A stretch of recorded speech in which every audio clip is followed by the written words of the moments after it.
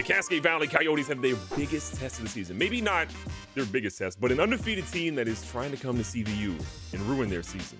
Now, currently the Coyotes are in a really good spot. We are 4-1 on the year. We have beaten Indiana in our previous game, and right now we're a top 10 team, the best rank we've ever had at number 8. And a lot of that we can really thank based off of this man right here. Tugboat Jackson had a great week last week, $125, 2 rushing touchdowns, 5 receptions for 136 yards. Did fumble, but we'll look past that. But Tugboat is still thinking that maybe he could transfer this year with the B+ playing time.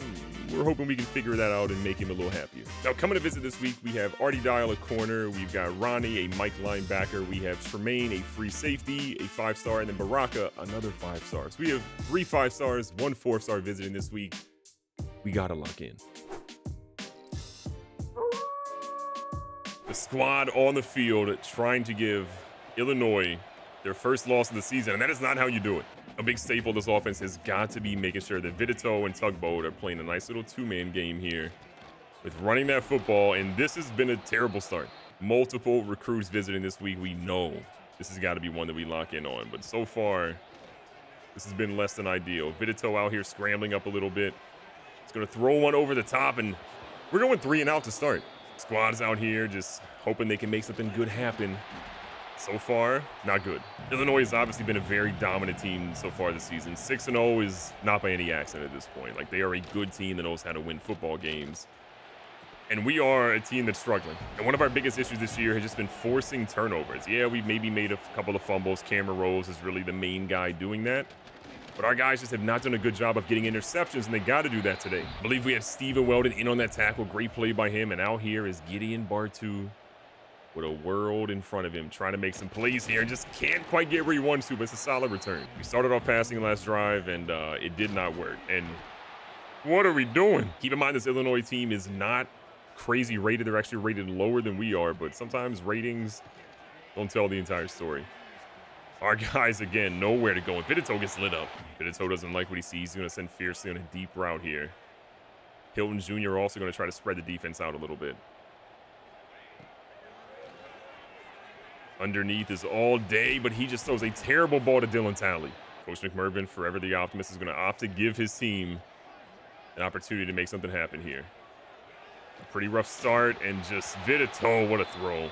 And this has been one of our biggest nightmares. At home, struggling to really do much of anything. This is not what you want to see from the Coyotes.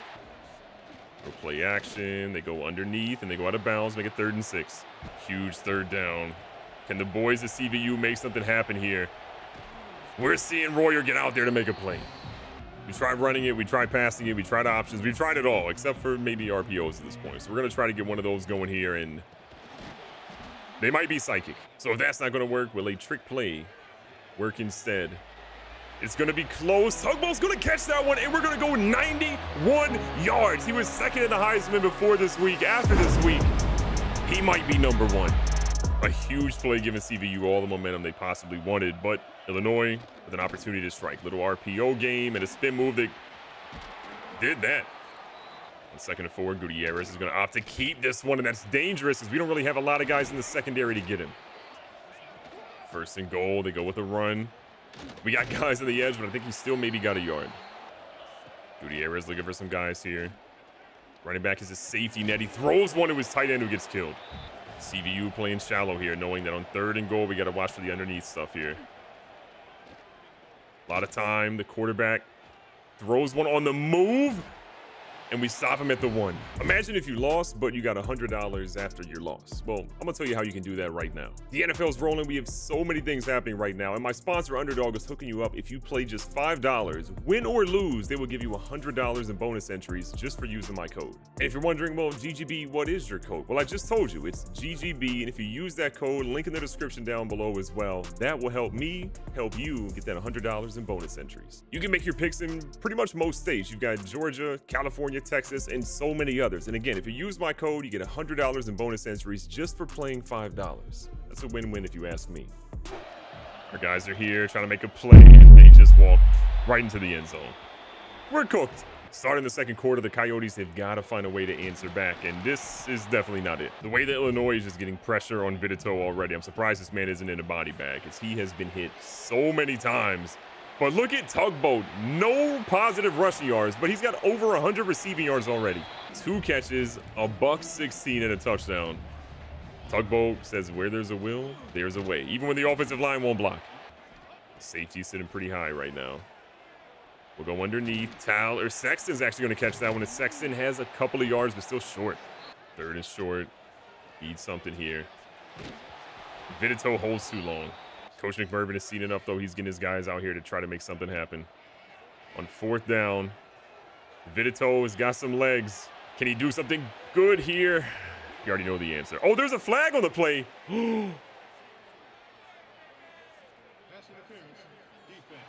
We got bailed out. You can believe we're accepting that. Coach McMervin cursing his players up left and right, but he knows that they also just kind of got something there. So at the same time that he's angry, he's happy because they're still in the field. Nice move here by Dylan Talley, who already has a passing touchdown today. Vidito a paltry 4 for 13 this afternoon. It has been a day for that young man, as we don't get the first there. We don't really know what the Illini's defense ranks as, but it better be #1 in the nation the way they're playing right now. Tugboat says, I don't care. Finally, a positive rush. And he's in the end zone again. Illinois had a great drive in the previous time. Now they're back out here again trying to get something going. And they go with a QB draw. We didn't expect that. 3 minutes left here in the first half. And a great run by Illinois to push for the first. The first down, they moved to the pistol this time. Great little pass out here to the edge. And what a hit by Cam Rose. Cam Rose is one of those guys that you love him, but you also hate him at different times. In coverage, he is a liability, but everywhere else he's been great. And look at that, Dennis Algier? We don't even know how to say his name, but he's on a scholarship. The freshman, though, getting in there on the edge rush and just making a great play happen. They go to a halfback screen, and golly, they almost got it. They did, though, have to use a timeout here. So it's going to be 4th and 5 from the left hash. Pretty decent kick. They should be able to nail that one. This one is close and barely goes in on the left side. They cut the lead to 4. 1:19, a 4-point lead that we're holding on to at this point. We're going to try to make something happen here. And Vidito is playing the single worst game we've ever seen him play. What was that throw? Get him out of here.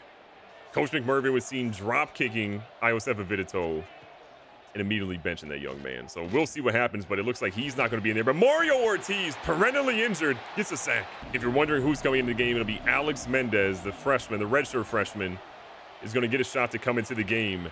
And a great defensive play there by CVU.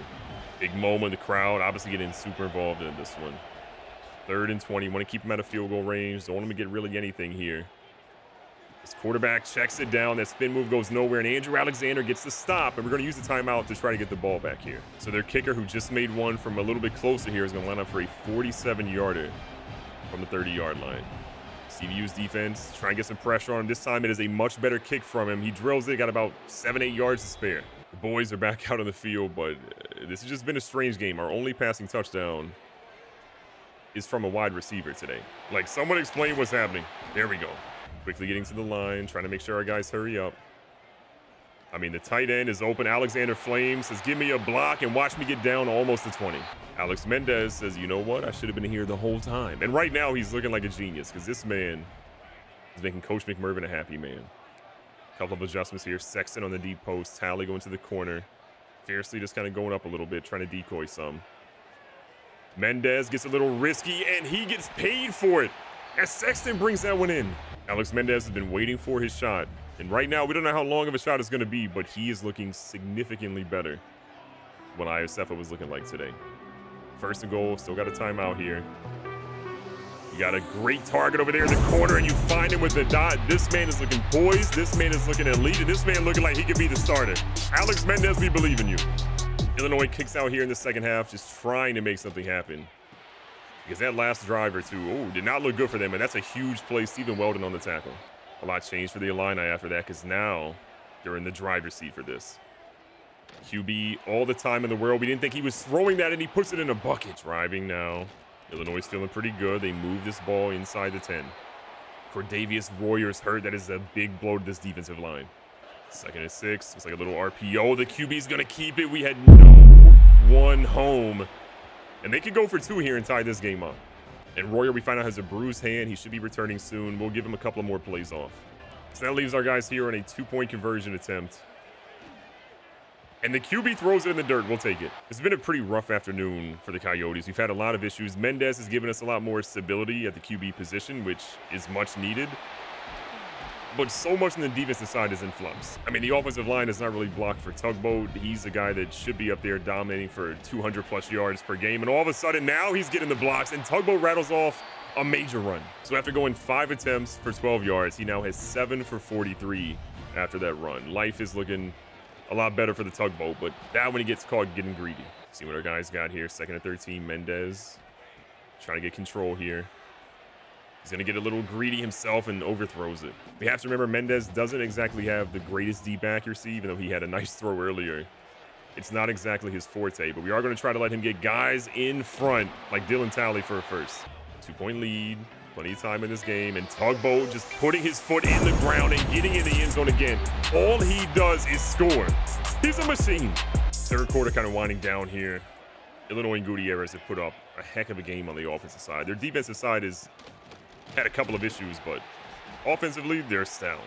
Crowd not as happy as we maybe want them to be right now, and Seco says, you know what, lock in. They finally, though, don't get a first down off the QB run. 3rd and 4, CVU playing the pass the entire way here. Illinois has gotten tricky a couple of times, and they just throw a dot in front of our safety. We got to be better in coverage. On 1st down, we send the blitz, and they are prepared. This quarterback has been so good with pressure. 2nd is short. He's going to try to get to the edge, but we got guys there. Good play by Alexander. 3rd down. The biggest moment you can say on this drive, but this could be 4-down territory for them. We'll see what they end up deciding. They throw one, and he's at the 1. Our guys need to get a stop. I mean, they basically just have to barely move forward for this to be a 1st down. And Noah Cole gets embarrassed at the goal line. Illinois, they're still in this game. The offense back in the field, holding on to a 2-point lead. And Tugboat just says, block for me and let me win this game. He hasn't really had the attempts we wanted to have today, only 11 for 64. But at the same time, Illinois has dominated time of possession throughout this entire game, and really it's been up to us to find ways to make a play happen. Tugboat's got 146 receiving yards. This man has just found ways to make it happen. Through the air, he's been so good. Mendes, a lot of time, throws one, and that was going to be held on to by Sexton despite a bad throw. We're not quite sure what's going on with Vidito. He still is the best quarterback on our roster by far. But how he played today was just unacceptable, which is why Mendes is in here. And sure, we could have all types of conversations about who starts in the future and what ultimately happens from there, but we're just trying to win this game. We have too many recruits visiting this week to start looking ahead. Mendes again, playing it safe, finds Flames, make it 3rd and 5. And I mean, realistically, you could argue this is 4-down territory for our guys. Like, we definitely need to convert here. Sending Talley there. We're going to send Hilton up, try to pull the safety out. We need this. They say we got it, but Tugboat's hurt. How did he get hurt pass blocking? Tugboat, no. Not like this. Mendes made a throw that was a tight window, that was risky, that was on 4th down. And you could argue that might have saved our game if we can keep this going. But Bartu's hurt, and he's barely been in the game. And we find out that Tugboat has bruised ribs, and we're going to say, all right, put Ryden back in the game now. We've got to figure out a way just to keep this ball moving down the field and to ultimately get into the end zone again. And DeAndre Ryden, who played a lot last year, has not really touched the ball this year. And now Deshaun Levy's hurt. Everyone's getting hurt. The worst part about that injury for Levy is that it ends up stopping the clock because it's an injury timeout. It doesn't count against our 3, but at the same time, not what we want to see. And Tugboat is back in the game and fighting for his bread. Levy that has a bruised knee, guys, just getting banged up left and right. We're starting to chew the clock now. Tugboat again. Ribs are his main concern. Running into his own man who won't get out of his own way should be, though. Now we're seeing them kind of line up here and get a little crazy. Mendes smartly is going to check to a different play. We're going to see if it's the right call here. He's got some wheels. Mendes is moving. Mendes is down at the 1. Tugboat has been in the end zone 3 times, trying to make it 4 today. As the play clock winds down, he is in the end zone completely untouched. And ladies and gentlemen, that's your Heisman right there. I don't care how you look at it, that dude should be winning the Heisman this season. The Illini have been really good this game, but at the same time, they've kind of struggled to really push the ball quickly down the field. We're going to see if we can test that here because they have to score quick and then not just get it in the end zone that one time, but get in there a second time, and what a play by Fenderson. Morris Hope's going to be in coverage here, watching across the middle, And they go right to his man, and that's a huge first down gain for Illinois. 2-minute warnings approaching. We're going to see what they got locked in here. Gutierrez goes down again. This time it's Vogel. They're racing to try to get up here to make another play happen. 2-minute warning is going to be right after this play. They go deep, and he mosses Hemphill. We need the crowd to be hyped than ever, and they are not giving us the energy that we ultimately need. And they test Vitaly Seco, and it hits off his hands. But Jonathan Bush for their offensive line is going to go down with an injury. Seco again, hyping the crowd up. They look going underneath. Oh my God, Hemphill getting torched in man coverage. The best corner or second best corner in the entire nation getting cooked at a cover 4. What? The offense takes the field. Illinois has cut it to a 2-point game. We could have went for a 2-point conversion earlier, but we wanted to make sure that they had to not just score once, but score a second time. And Tugboat with a solid run of 6 helps us out a little bit here. We got a lot of pressure here. We should be able to get an RPO off. Assuming we get a block, we do. And Sexton, great play. Illinois still has 1 timeout remaining at this point, so we need to do a little bit more work to make sure we can have this W like we won, and they use their final one there. 2nd and 9. A handoff right here to Tugboat again, who kind of goes nowhere now. Our biggest fear here is giving them the ball right back, especially with time. We're going to try to use a screen play to help us out a bit because they're still dangerous, and they just knew what was coming apparently. This is going to be tough. The clock is winding down. There's not a ton of time left in this. We're going to try to get a decent punt off. Oh, this could have been worst case scenario for the punt. That punt didn't go nearly as far as we wanted, and they could get a field goal out of this. Illinois has 0 timeouts. They would really need to do something quick to find themselves in field goal range. Their quarterback, though, is going to get hit with 1 second left. They have a play. 1 second left. They have to go for a touchdown. A pass interference play could also cook us. He throws a check down with 1 second left. The IQ for him is not through the roof. That's why he went to Illinois, not to Cascade Valley. Coach McMervin is going to survive. He takes down undefeated Illinois despite a massive surge from them in the 4th quarter. Tugboat Jackson leads us to victory yet again. Recapping the stats today, we see Mendes throw for 161 and a touchdown. Vidito throws for 60, but he actually was the 3rd most passing yards on our team, as we saw a wide receiver have more than him, but it's just not showing here. Mendes had a touchdown, no picks. We see an interception again by Vidito. 5 for 18 is unbelievably terrible. Might be the worst passing stat line we've ever seen from a quarterback in CVU history. But Mendes was 14 of 16. I don't know who's going to start next week. I think we still want to give our guy Vidito a little bit more time. But if he plays like that again, he is on a short leash. And Mendes, we know that he's more than capable. On the ground, Tugboat had 18 for 83, 3 touchdowns. That is really the story of what happened on the ground. And then on the receiving side, he led us there. 6 for 141 and a touchdown. We see Sexton, Flames, Tally, all kind of get involved. But really, outside of Hilton and his little 2-yard touchdown catch, there was not a lot to love in the passing game today. And I think the biggest thing to note from the passing game is Mark Fiercely didn't have a single catch, which is inexcusable, and we've got to get him involved in the game. Defensively, while he is a liability in coverage, Cam Rowe showed why he's a box specialist. 10 big tackles for him today, leading us. See, from a sack perspective, we get 1 by Mario Ortiz, who did not get hurt today, I don't think. Fenderson got 1, as did Algier and Vogel, and then interceptions, none, which is why a lot of our guys in secondary are pissed. And if you remember, we had a lot of big recruits coming this week. 1 5-star, and Baraka is going to be joining us, which is great news, but I'm hoping there's more. There's not. Okay, the rest of the guys didn't end up committing. We end up not getting Dwayne Lane either. Why you do this? Looking at the rest of the guys that ultimately were on a visit last week, we had a pretty decent week for Dial, but it didn't end up being enough, so I think we're going to end up losing out on him. Maybe this goes into some sort of, battle, but I feel like we'd probably lose that battle. Matthews, we should be getting him after this week. He looks like he was having a blast. A 5-star linebacker coming would be great news for us. Garrett, another 5-star, should be locked in after this week. He had a fantastic visit as well. So I feel like that was a beneficial week for us. Our game against Illinois was a battle, and I don't want to go play another game like that. I would prefer blowing this team out of the water. We play Pittsburgh this week, who they're honestly struggling. They're 2-4 on the season. They're a little bit lower rated than we are, but Illinois was pretty similar rated, and look what happened. And Tugboat right now, and while our team may not have moved up in the rankings, we're still number 8 in the nation. Tugboat, though, is now the number 1 guy in the Heisman race. You love to see. Last week was a little bit shaky.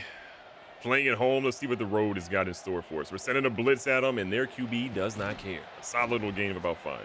Now, this game very much could be a track meet because we've got a lot of pressure. They're going to be going to the hurry-up offense pretty nonstop. And while they may not run a play immediately after, they are going to run a lot of plays today. Big moment. One of our guys got. They go underneath, and that is a concussion. That might be one of the hardest hits we've seen in a while from a player now named Cam Rose. Cam Rose is known to light people up. But we just saw a man just flail, and I have not seen a human body do that in a long time. And Gideon Bartu, solid little return. And look at that.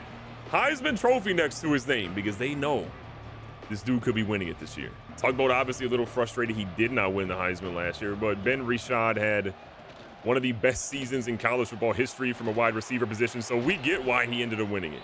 But the way the Tugboat trained this offseason to make sure that he was not just a one-trick pony. He could catch, he could run, he could do it all. He just needs an O-line to block for him. Mark Fierce is a guy we have to get involved today. He had no catches last week, and that is just inexcusable from everybody on this coaching staff to the playmakers. Like, that dude has to be involved. You also might notice that Iosefa Vidito, still the starting QB. Coach McMervin had a long conversation with him and says, look, that cannot exist if you're going to be the quarterback at Cascade Valley. The number one guy cannot have that happen. So throughout this game, or at least early on, we're doing a lot more with establishing the run game so that Vidito has a little bit less pressure on him than what he had last game. Fiercely on the edge, could be press coverage. We kind of like our chances. If this man could hear us, throw a hand signal up. Vidito, throw gang signs. Okay, Mark Fiercely does not respect you at all, so we give up on that.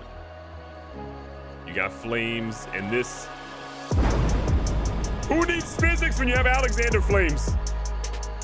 Who needs them? Pittsburgh comes right back out, and look, they got embarrassed on that previous drive. What are they going to do here? We hit them with some hard hits. We're trying to do it again, and we miss on that briefly. But our team is really trying to put a lot of pressure on this quarterback to see what he's ultimately going to do here. And he's going to throw a dime. Pittsburgh right back at it. Their quarterback, though, is just carving up our defense, and Cam Rose got just confused. Pitt has seen a lot of the game tape that staying in this hurry-up will confuse our defense, and we have a lot of guys that, while they're solid, they don't have exactly all the brain power. And speaking of no brain power, what was 85 doing? Pitt tried to really get tricky there, run a little bit of a double lateral, throw into a pass, and 85 just had to run for his life. Great defense by our squad, and they're going to be kicking probably a punt from this distance.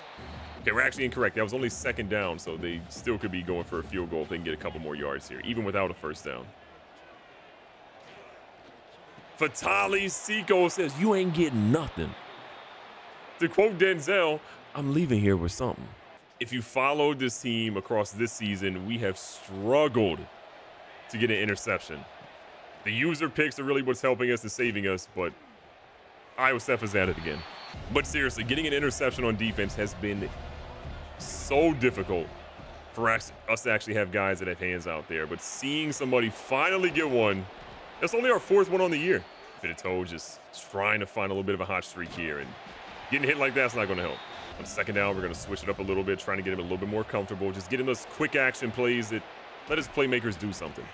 Fiercely's got a little bit of press coverage here. That safety kind of dangling in the middle of the field. Oh, Mark Fiercely says, I got about 4 or 5 steps on him here. He throws it up, and Vidito finally throws a dot. Mark Fiercely didn't have a single catch last week. This week, going to be different. And look, we get the ball back again in great position because Mike Hemphill went out there and got himself an interception. When they try to test his gangster, he says, no, no, no, I'm still him. But it's a little crazy to think about because now we have 2 interceptions in the same game, which I honestly could not tell you the last time we had that happen. We have just been not great at catching interceptions. And I feel like we'll get better at it as we get more and more playmakers in the secondary and just some better defensive coaches out there to really help our guys out. But it has been a struggle, and Tugboat does not care. It's not just that he's breaking tackles, it's kind of the ferocity of which he's doing it. I mean, this man does not care about anyone but getting in the end zone. And look, there's some records to be had, and this man could be getting them. If they're putting up some goose eggs out there to start the second quarter, Pitt's offense is in a good spot. They're in field goal range. They could definitely go down and try to get a touchdown. But our defense has done an unreal job at forcing turnovers today. And for the 3rd time today, we have an interception. We had that many on the entire season. This is a vastly different game than what last week's was. Last week, we were just wanting to yell at our quarterback the entirety of the time, which, to be honest, he deserved. Tugboat's got about 9 or 10 there. I mean, Vidito has more completions in the first quarter of this game than he had in the entirety of last game. So that tells you where we were. A little under a minute that just passed here.